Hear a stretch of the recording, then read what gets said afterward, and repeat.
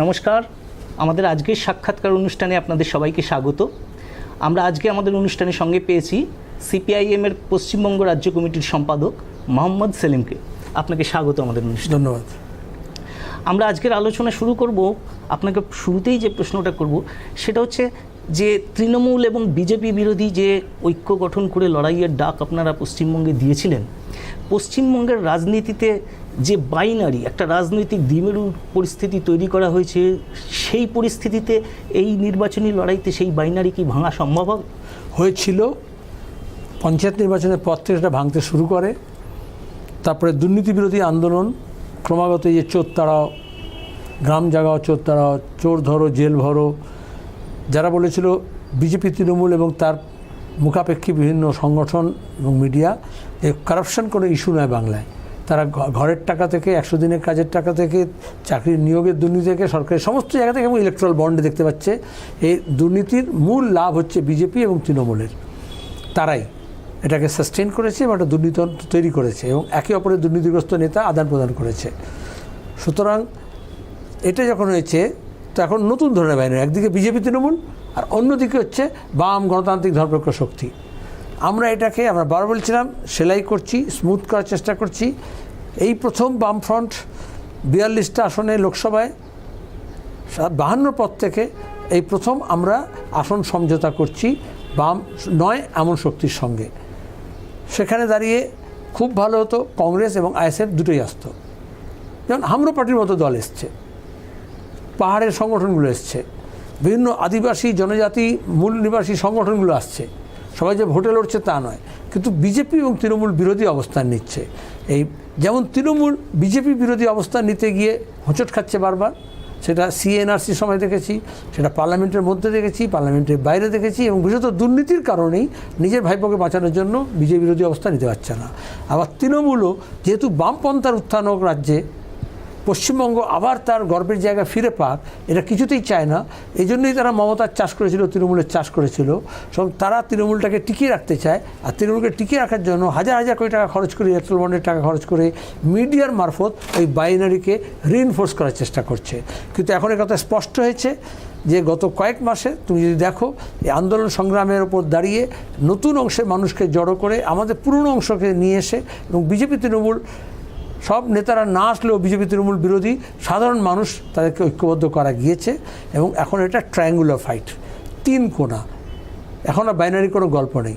আর binary ভাঙলে শুধু BJP Trinamool নয়, তাহলে হিন্দু মুসলমান নিয়ে এই পুজো পার্বণ, রামনবমীর সময়, ঈদের সময় যাতে কোনো সাম্প্রদায়িক বিভাজন না হয় সেই চেষ্টাটা আমরা করছি। কারণ ঐক্য এবং সম্প্রীতি তবেই থাকবে। বাইনারি মানে শুধু বিজেপি আর তৃণমূলের নয়, তখন মমতাকে মমতার সাজিয়ে আর বিজেপি হিন্দুত্ববাদী শক্তিকে জড়ো করে একটা ভাগাভাগি করার রাজনীতির চেষ্টা করে। বাংলা হচ্ছে মিশ্র সংস্কৃতির জায়গা, আমাদের সভ্যতা, আমাদের সংস্কৃতি নদীমাতৃক, মিলনধর্মী। সেজন্য আমরা এই ঐক্যকেও সুদৃঢ় করছি, উত্তর এবং দক্ষিণের, তার সঙ্গে বিভিন্ন জনগোষ্ঠী, পাহাড় এবং সমতলের, তপশিলি জাতি, আদিবাসী, রাজবংশী, হিন্দু মুসলমান নির্বিশেষে। আমি যদি আপনাকে স্পেসিফিক্যালি নির্বাচনের যে নির্বাচনী আসন সমঝোতার দিক থেকে জিজ্ঞেস করি, এই যে চেষ্টা আপনারা চালিয়েছেন সেটা এই আসন সমঝোতার নিরিখে কতটা সফল হয়েছে, কতটা সম্ভাবনাময় বলে মনে করছেন? আমি 100 দিতে পারবো না, কিন্তু 42টা আসনে আসন সমঝোতা হয়েছে। কেউ কেউ বেসুরে গাইতে পারে, কিন্তু আলটিমেটলি মিলে সুর মেরা তুমহারা তো বনে সুর হামারা। এর মধ্যে দাঁড়িয়ে যে কোনো কারণেই হোক, সম্ভবত কোনো কম্পালশন ছিল। বিজেপি যেমন তৃণমূল বিরোধী অবস্থান নিতে পারে না, তৃণমূল যেমন বিজেপি বিরোধী অবস্থান নিতে পারে না, দৃঢ় থাকতে পারে না, সেরকম বিজেপি তৃণমূল বিরোধী অবস্থানও সবাই নিতে পারে না। সে যদি নিতে পারতো তাহলে আইএসএফ আমাদের সঙ্গে থাকতো, আরও ভালো হতো। কিন্তু কিছু বামপন্থী দল তারা এখনও বলছে যে বিজেপি বিরোধী লড়াইটাই হচ্ছে আসল কথা। বাংলার বুকেও তারা তৃণমূল বিরোধী কোনো প্রচার করতে চায় না, তারা কেবল বিজেপি বিরোধী। আচ্ছা, এই ভোটের সময় যারা এটা বলছে তাদের দেখো তো বিজেপি বিরোধী আন্দোলনটা কী করেছে রাজ্যে। তারা আগমার্কা বিপ্লবী হোক আর মাওজেদুংয়ের নামে কসম খাওয়া লোক হোক, তারা যখন এ রাজ্যে বিজেপির উত্থান হচ্ছে তৃণমূলের হাত ধরে, তৃণমূলের কারণে, তৃণমূলের সরকারের কারণে, সেইগুলোর সেই অবস্থানের বিরোধী অবস্থান কোথায় নিয়েছে, কবে নিয়েছে? এদের টিকিটে বাধা আছে। এরা বিজেপি বিরোধীও নয়, এরা তৃণমূল বিরোধীও নয়, এরা ভোটের সময় কিছুটা সক্রিয় হয়, যেমন আইপ্যাকের মতো সংস্থা সক্রিয় হয়। এদের রাজনৈতিক দল বাদ দিয়ে মনে হয় রাজনৈতিক দল নয়, কিন্তু রাজনৈতিক ইন্টারেস্ট আছে এমন একটা গোষ্ঠী যারা নির্বাচনের সময় ভাড়ায় খাটে। আচ্ছা, কিন্তু এরা যে পজিশনটা নিয়েছে তাতে আপাতভাবে তৃণমূলের সুবিধা হবে বলে মনে হলেও এটার ফলে কি বিজেপি কখনো হবে না। বিজেপি বিরোধী অবস্থান যদি দৃঢ় করতে হয় তাহলে সাম্প্রদায়িকতা বিরোধী অবস্থান নিতে হবে, এবং এটা বলতে হবে সাম্প্রদায়িকতাও সবচেয়ে বড় রকমের দুর্নীতি, এবং সব ধরনের দুর্নীতির বিরুদ্ধে তার অবস্থান গ্রহণ করতে হবে।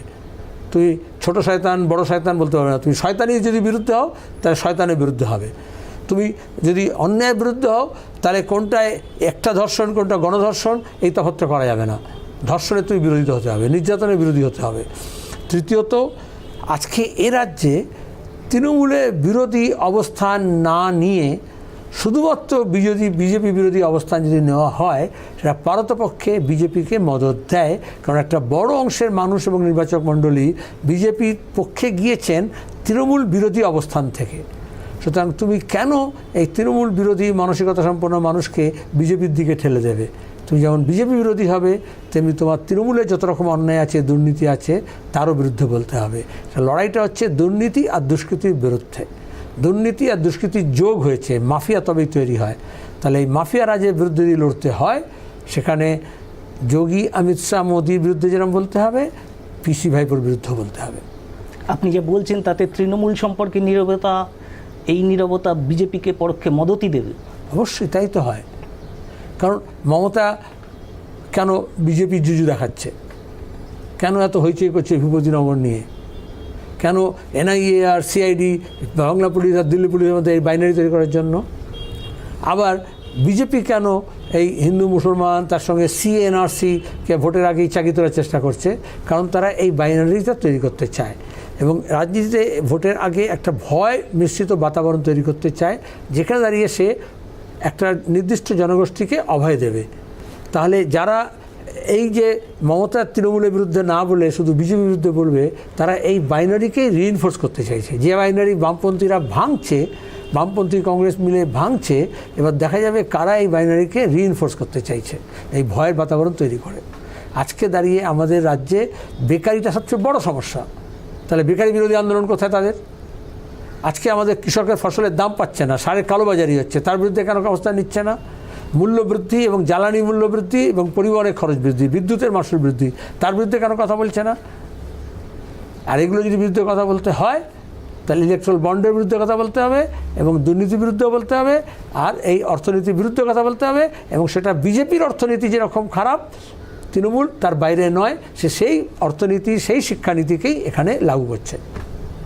আপনি বেশ কিছু বামপন্থী বিকল্পের কথা ইতিমধ্যেই বলছিলেন, তা আমি এই প্রসঙ্গে আপনাকে জিজ্ঞেস করব, আপনি বামপন্থার পুনরুত্থানের কথা বলেন, আপনি একটা শব্দও চমৎকার কয়েনেজ করেছেন, রেজারেকশন।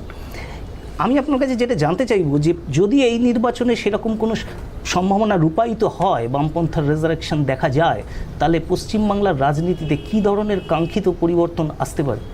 প্রথমে এই দুষ্কৃতি রাজ এবং দুর্নীতিবাজদের শেষ করতে হবে।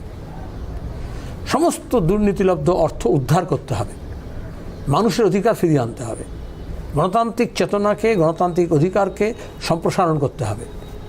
যত মিথ্যা মামলা হয়েছে, সে আমাদের দলের হোক, সে রাজনীতি না করার লোকজন হোক, তৃণমূলের লোকজন হোক, সে সমস্ত মিথ্যা মামলা প্রত্যাহার করতে হবে।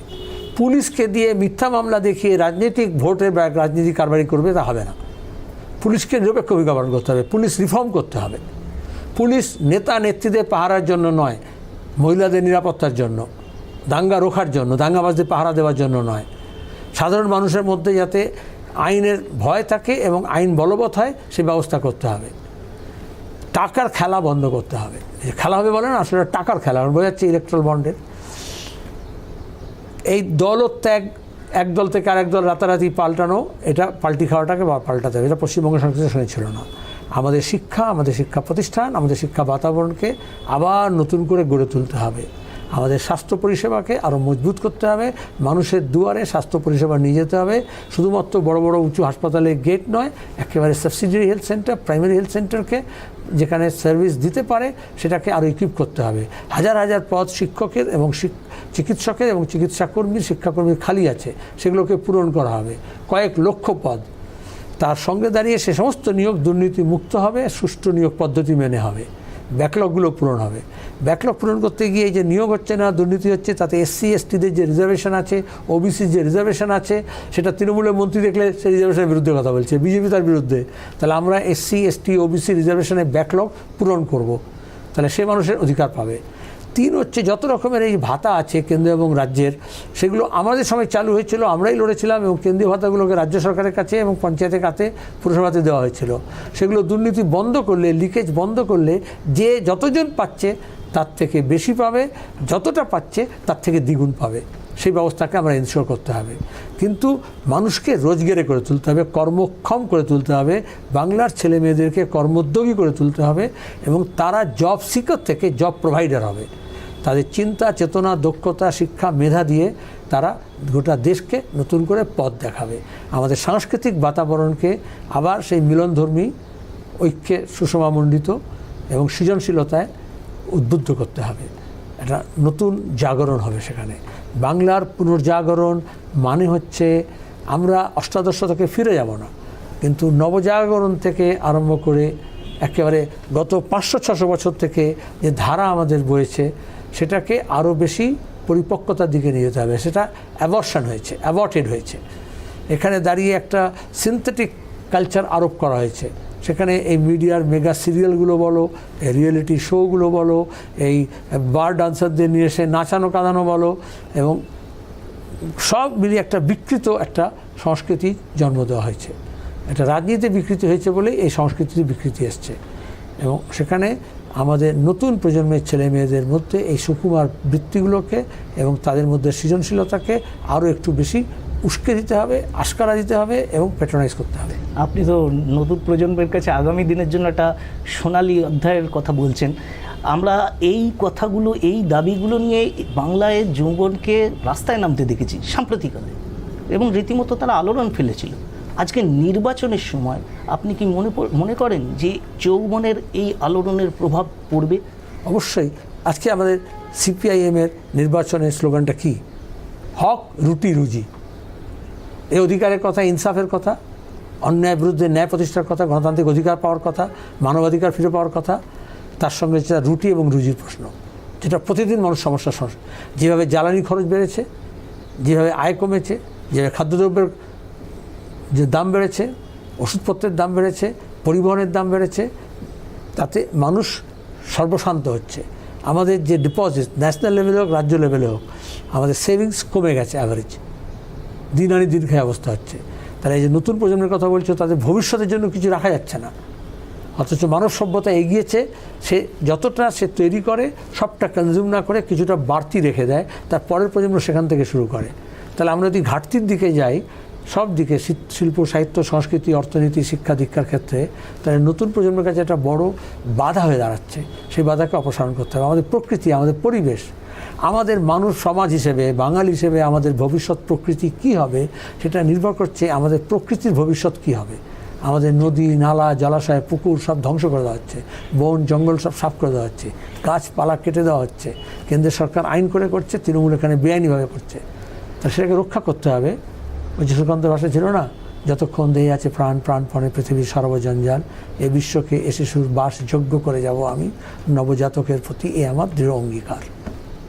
আপনি নিজে মুর্শিদাবাদ লোকসভা কেন্দ্র থেকে প্রতিদ্বন্দ্বিতা করছেন, নির্বাচনী প্রচারের সময়ও দিচ্ছেন, পরিশ্রম করছেন।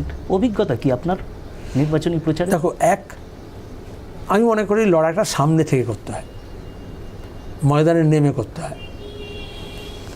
2 হচ্ছে আমরা এক ঝাঁক নতুন, তরুণ, সম্ভাবনাময়, ডেডিকেটেড, কর্মকুশলী, খেটে খাওয়া মানুষের পক্ষ অবলম্বন করে বা তাদের মধ্য থেকে উঠে এসছে এমন লোকজনকে প্রার্থী করেছি।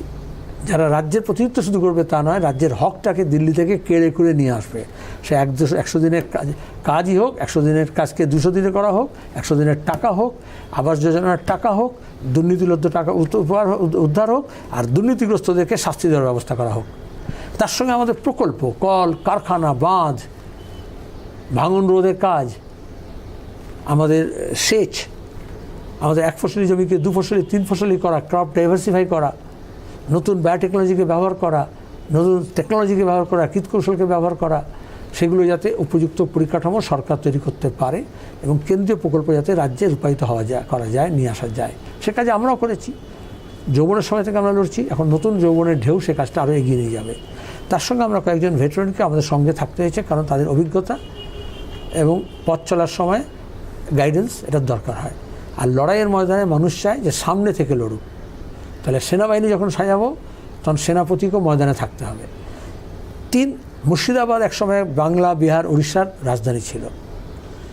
পলাশির যুদ্ধের আগে ইউরোপিয়ান ট্রাভেলার্সদের লেখা আছে এই বাংলার, এই মুর্শিদাবাদের গ্রাম ইউরোপের যে কোনো গ্রাম থেকে এগিয়ে ছিল, অর্থনীতির দিক থেকে, কারিগরি দক্ষতার দিক থেকে। আজকে তারাই পরিযায়ী শ্রমিক, আজকে যোগাযোগ ব্যবস্থা নেই। দেশ ভাগ হওয়ার ফলে আমাদের বাংলা এরকম উত্তর পূর্ব এরকম একটা লম্বা রেখা হয়ে গেছে। তাহলে যদি তোমাকে কোনো শহর, কোনো নগরায়ন, কোনো উন্নয়ন যদি করতে হয়, তাহলে আসলে নর্থ সাউথ, ইস্ট ওয়েস্ট এই পরিসর বাড়াতে হয়। তাহলে ভারত এবং বাংলাদেশের মধ্যে আমাদের আরও মৈত্রী সম্পর্ককে দৃঢ় করে, আমাদের যা কিছু পেন্ডিং ইস্যুস আছে সেগুলোকে কাটিয়ে, আমাদের জ্বালানি হোক, আমাদের পথঘাট হোক, আমাদের যোগাযোগ হোক, আমাদের ব্যবসা বাণিজ্য হোক, আমাদের ট্রেড করিডর হোক, সেটাকে আরও বেশি সুস্থিরভাবে, সুনির্দিষ্টভাবে পরিকল্পনা করে রূপায়িত করতে হবে। আমরা পরিকল্পনা করেছিলাম বামফ্রন্টের সময়, আমরা UP 1-এর সময় কতগুলো পরিকল্পনা করেছিলাম। এখনও কোনো ক্ষেত্রে বাংলাদেশ সরকার উৎসাহী হলেও কেন্দ্রের সরকার গড়িমসি করছে আর বাংলা সরকার বিরোধিতা করছে। তাহলে স্মাগলিং হচ্ছে কিন্তু বর্ডার ট্রেড হচ্ছে না। তাই আমাদের বর্ডার হাট তো করা যায়। স্মাগলিং করছে আহমেদাবাদে বসে, গাজিয়াবাদে বসে, বোলপুরে বসে, অনুব্রত তিহার জেলে বসে, আর এদিকে BSF আর রাজ্যের পুলিশ, কেন্দ্র সরকার, রাজ্য সরকার, বিজেপি আর তৃণমূল সেই স্মাগলিংয়ের পয়সা খাচ্ছে। সেখানে যদি তুমি হোয়াইট চ্যানেল ওপেন করো তাহলে স্থানীয় ব্যবসায়ীরা ব্যবসা করতে পারবে। তাহলে যেটা প্রান্তে হয়ে গেছে সেই প্রান্তিক মানুষ আবার কেন্দ্রে চলে আসবে। তারপরে শিক্ষা প্রতিষ্ঠান গড়ে তোলা, দক্ষতা তৈরি করা, এন্টারপ্রেনারশিপ ডেভেলপমেন্ট করা। তারা সবচেয়ে ভালো কারিগর, দক্ষতা আছে। এবং আমাদের একটা বিশ্ব সংস্কৃতির একটা উদাহরণ আছে মুর্শিদাবাদ। আমি নিজে যখন সংখ্যালঘু উন্নয়ন দপ্তরের মন্ত্রী ছিলাম 3 বছরের জন্য, পর্যটন মন্ত্রী মানব মুখার্জি ছিল, আমরা তখন হাজারদুয়ারিতে 2 বাংলার পর্যটনকে বাড়ানোর জন্য হাজারদুয়ারি উৎসব চালু করেছিলাম। এখন এত মেলা খেলা হচ্ছে কিন্তু হাজারদুয়ারি উৎসব বন্ধ। আমরা একইভাবে রেল যোগাযোগ এবং সড়ক যোগাযোগ বিকল্প পথে, এখন যেটা নর্থ সাউথ যে করিডর আছে, NH-34 বলো বা রেল লাইন বলো, তার বিকল্প রেল লাইন মুর্শিদাবাদের মধ্য দিয়ে হতে পারে, কৃষ্ণনগর থেকে করিমপুর হয়ে জলঙ্গি, ডোমকল থেকে বহরমপুর, তারপরে জিয়াগঞ্জ, আজিমগঞ্জ হয়ে একদম তোমাকে উত্তরে যেতে পারে। তাতে ডিস্টেন্সও কমে। আর একটা ইস্ট ওয়েস্ট যদি করিডর তৈরি করা যায় রেল এবং সড়ক যোগাযোগের, তাহলে 2 বাংলার মধ্যে এবং উত্তর ভারতের সঙ্গে আমাদের পশ্চিমবঙ্গের মধ্য দিয়ে উত্তর পূর্ব ভারতের যোগাযোগটা আরও বাড়িয়ে দেওয়া যায়। আপনি মুর্শিদাবাদ কেন্দ্র থেকে লড়ছেন। আমরা জানি যে মুর্শিদাবাদে বামপন্থীদের পাশাপাশি কংগ্রেসেরও একটা জনসমর্থনের ভিত রয়েছে। অনেকে সন্দেহ প্রকাশ করে যে বামপন্থীদের ভোট কংগ্রেসে যাবে না, কংগ্রেসের ভোট বামপন্থীদের যাবে না, এরকম আপনার অভিজ্ঞতা কি? এসব কিছু মিথ আছে, সেটাকে আঘাত করে ভাঙতে হয়। আমার প্রার্থী হওয়া এই জন্য, কারণ ভবিষ্যতে বেশ কিছুদিন আমাদের এই সমস্ত বাম গণতান্ত্রিক ধর্মশক্তির কাছাকাছি আসতে হবে।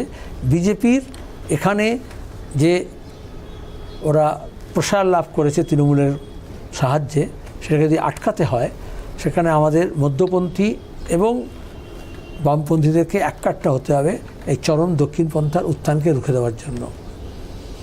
তাহলে সেটাকে বিশ্বাসযোগ্য করে তোলার জন্য শুধু নেতাদের কাছাকাছি আসলে হবে না, আমাদের যে জনসমর্থন আছে, আমাদের যে কর্মী বাহিনী আছে, আমাদের যে নির্বাচক মণ্ডলী আছে, আমাদের যে আপামর সাধারণ মানুষ আছেন, তাদের মধ্যে ঐক্যের ভাবটা গড়ে তুলতে হবে।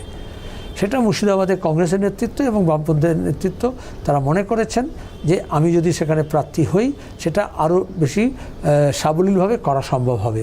এবং গত এক পক্ষকালে এটা দেখেছ, সেটা অনেকটা রিইনফোর্স হয়েছে যে হই করে মানুষ নেমেছেন এবং তারা সবাই নিজেদের সমস্ত কিছুকে উজাড় করে দিয়ে জয়টাকে সুনিশ্চিত করার চেষ্টা করছেন। এটা শুধু মুর্শিদাবাদ কেন্দ্রে নয়, এটা বহরমপুর, জঙ্গিপুর, 2 মালদা, উত্তর দিনাজপুর, এটা এদিকে দক্ষিণ দাঁড়ালে বীরভূম, কৃষ্ণনগর, রানাঘাট, বনগাঁ, ব্যারাকপুর, দমদম, বসিরহাট থেকে যাদবপুর, আরও দক্ষিণে গেলে ডামরহাট। এটা একটা যদি, আর অন্যদিকে যদি পশ্চিম দিকে যাও তাহলে বর্ধমান, 2 বর্ধমান। এটা হচ্ছে প্রসারিত হচ্ছে, একটা হাওয়া উঠেছে, সেটা ঝড়ে পর্যবেসিত হবে। এবং যখন ঝড়ে পর্যবেসিত হবে তখন এই যারা নেসিয়ার আছে আর যারা মনে করে এ দলের ভোট ও দলে যায় না, ও দলের ভোট এ দলে যায় না, তারা বুঝবে যে তাদের এই সমস্ত পুরনো মিথসগুলো একেবারে খড়কুটোর মতো উড়ে যাবে। আর আরেকটা কারণ হচ্ছে পশ্চিমবঙ্গে অনেক দিন পরে এত ভীষণ পোলারাইজ ছিল তো রাজনীতিগতভাবে, কিন্তু এখন যেটা হয়েছে একটা বড় অংশের ফ্লোটিং আছে, তাদের নির্দিষ্ট রাজনৈতিক মত নড়ে গিয়েছে, কোনো একটা দলের ভোটার নয় তারা, এক একটা ভোটে এক এক রকম বিহেভিয়ার করছে, প্যাটার্ন পাল্টে গেছে। তাহলে সেই অংশকে উদ্বুদ্ধ করে, সংঘবদ্ধ করে, সংগঠিত করে ভোটের বাক্সে নিয়ে আসতে হবে। সেই কাজটাই আমরা করছি এবং বাম এবং কংগ্রেসের এই যে ঐক্য হয়েছে সেটা এই অংশকে বিজেপি এবং তৃণমূলের থেকে দূরে সরাবে এবং বামপন্থীদের কাছাকাছি নিয়ে আসবে বলে আমার বিশ্বাস।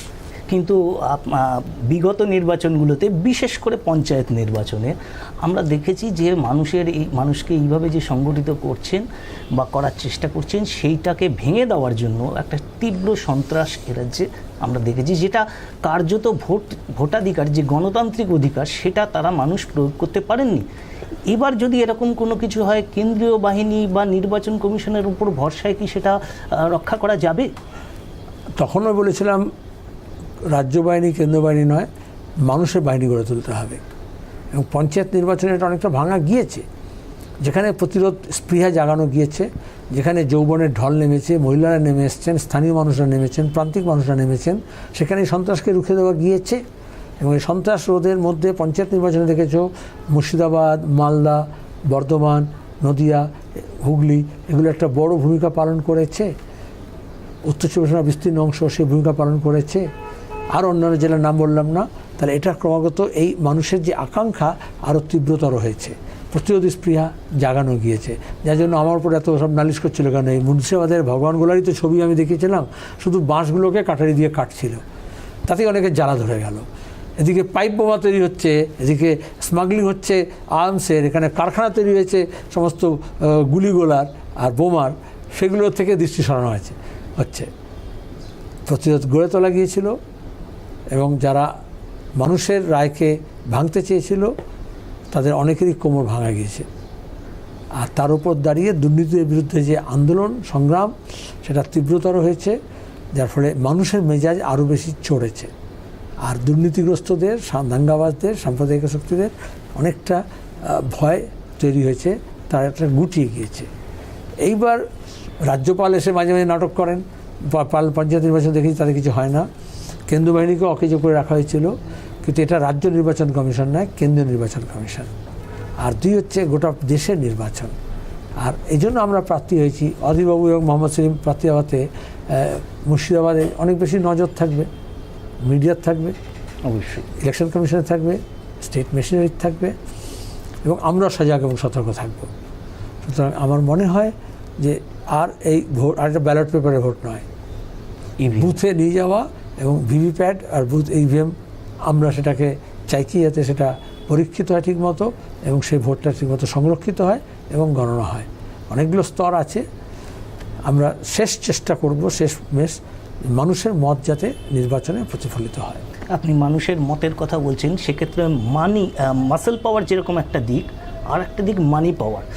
আমরা এই সময় ইলেকটোরাল বন্ডের যে বিপুল কালো টাকা নির্বাচনে ব্যবহার দেখেছি, যেটা প্রকাশ্যে এনেছে আপনাদেরই পার্টি তাদের মামলার ফলে, উল্টো দিকে বিভিন্ন রকম দুর্নীতি, এরা যে দুর্নীতির টাকা দেখেছি, সেই বিপুল টাকা যখন এই 2 শাসক দল ব্যবহার করবে, তার প্রতিরোধে বা তার বিপরীতে দাঁড়িয়ে আপনাদের লড়াইয়ে জনসমর্থন তৈরি করবার জন্য এটা তো একটা চ্যালেঞ্জ, কেননা পাবলিক ওপিনিয়ন, মানুষের মত, সেটা তো এখন কমিউনিকেশনের মাধ্যমে অনেকটাই তৈরি করা হয়। দেখো, দুর্নীতিলব্ধ টাকা দিয়ে বেইমান কেনা যায়, সাচ্চা ইনসান কেনা যায় না। তাহলে এই যে প্রতিদিন দেখছো এর ঘরের এমপি ওর ঘরে যাচ্ছে, এর ঘরের এমএলএ ওর ঘরে যাচ্ছে, ওর মন্ত্রী এর মন্ত্রী হচ্ছে, এর মন্ত্রী ওর মন্ত্রী হচ্ছে, সব মানুষকে তাই করছে? সেটা হয় না। একটা মূল্যবোধ কাজ করে। দ্বিতীয়ত, যারা মনে করে টাকা দিয়ে সব কিছু কেনা যায়, এটা মানুষের সঙ্গে মানুষের সম্পর্ক কেনা যায় না, মানুষের ভালোবাসাকে কেনা যায় না। ওরা দুষ্কৃতিকে ব্যবহার করছে, দুর্নীতিলব্ধ টাকা দিয়ে কেনা বেচার চেষ্টা করছে। সাগরদিঘিতে আমরা দেখেছিলাম কীভাবে মানুষ প্রতিরোধ করেছিল রাস্তায় নেমে, টাকা যখন বিলি করতে গিয়েছিল তাকে ঘিরে ধরেছিল গ্রামের মানুষ। সন্দেশখালীতে যখন তৃণমূল গিয়েছিল বাহিনী নিয়ে অন্য আশেপাশের দ্বীপ থেকে, কীভাবে সবাইকে লঞ্চে পালাতে ব্যস্ত হয়ে পড়েছে, পুলিশের লঞ্চে করে পালিয়েছিল। তাহলে এই মেজাজটাকে ধরো। আজকে পঞ্চায়েতের আগে এবং পঞ্চায়েতের পরের মধ্যে পশ্চিমবঙ্গের পরিবেশ অনেকটা পাল্টেছে। আমি আপনাকে শেষ প্রশ্ন করব, সেটা হচ্ছে যে আপনারা চিরায়ত বা ট্র্যাডিশনাল যে সমস্ত প্রচার পদ্ধতি ব্যবহার করেন, তার সঙ্গে আমরা লক্ষ্য করছি এবার নির্বাচনে সিপিআইএম প্রচারে বেশ কিছু অভিনবত্ব এনেছে ডিজিটাল ফিল্ডে এবং অন্যত্র। আচ্ছা দেখো, কমিউনিস্ট পার্টি সবসময় চিরকাল নতুন ভাবনা, নতুন চিন্তা, নতুন মাধ্যম, এগুলো পরীক্ষা নিরীক্ষা করে। দেওয়াল লেখন থেকে শুরু হয়েছে, স্ট্রিট ড্রামা, ছড়া, কার্টুন, পথনাটিকা থেকে আরম্ভ করে গতবারে আমরা করলাম ফ্ল্যাশ মব, তারপর হচ্ছে তোমার কি আরও অন্যান্য হাল্লাগাড়ি। এবারও এরকম হেঁটে এবং নেটে আমরা ক্রিয়েটিভিটি ইনফিউজড ক্যাম্পেইন করতে চাই। আসলে রাজনীতিটা খুব বোরিং হয়ে গেছে। টাকা দিয়ে যদি হয় সেটা অনেকটা কেনা বেচার হবে, তো সেখানে ক্রিয়েটিভিটি ইনফিউজ নয়, সৃজনশীলতা নির্ভর। কমিউনিস্টদের কাছেই এই হিউম্যান ট্যালেন্ট পুল আছে, যাদেরকে আমরা ব্যবহার করছি। এগুলো লো কস্ট অথচ হাইলি হচ্ছে তোমার কি এফেক্টিভ সেই মাধ্যমগুলোকে। তার মানে পুরনো মিটিং মিছিল পথসভায় যে ঘরে ঘরে যাচ্ছি সেগুলো তো বাতিল নয়, সেগুলোকে আরও ধারালো করতে হবে। তার সঙ্গে দাঁড়িয়ে আমার পোস্টার, তার বয়ান, তার ছবি, তার সঙ্গে তার সোশ্যাল মিডিয়ায় এবং ফেসবুকে, হোয়াটসঅ্যাপে, সেলফিতে এবং আলটিমেটলি জায়গায় পাড়ায় মহল্লায় দোকানে সর্বত্র যাতে আমাদের মেসেজটা যায়। গত কয়েক বছর যেটা হয়েছিল, এই যে বলে ইলেকট্রাল বন্ডের টাকা দিয়ে, তার আগে ইলেকট্রাল বন্ড আসার আগে 2011 থেকে মিডিয়া কেনাবেচা করে নিয়ে, পেড নিউজ করে দিয়ে, ফেক নিউজ করে দিয়ে সিপিআইএম বা বামপন্থীদেরকে প্রায় দৃষ্টির অগোচরে নিয়ে যাওয়ার চেষ্টা হয়েছিল। আজকে সেটা তারা পারছে না। ইনসাফ ব্রিগেড, ইনসাফ যাত্রার সময় দেখেছো, রেড ভলান্টিয়ারের সময় দেখেছো, নিজেদের দমে তারা প্রচারের আলোতে এসছে। সবটা যে প্রচার আলোর জন্য করেছে তা নয়। এবং এটা হচ্ছে হোম গ্রোন ট্যালেন্ট পুল, সেটাকে আমরা আরও শার্পেন করেছি। আরও নতুনত্ব, অভিনবত্ব সবসময় আসবে। সবচেয়ে নতুন মাধ্যমকে, নতুন টেকনোলজিকে বামপন্থীরাই পারে আপন করে নিতে এবং সেটাকে আরও ধারালো করতে। তাদের দুটো লাভ হয়, যারা এই কাজটা করে তারা নিজের নিজের পেশার জায়গায় গিয়ে আবার শ্রেষ্ঠত্বের আসন নেয়।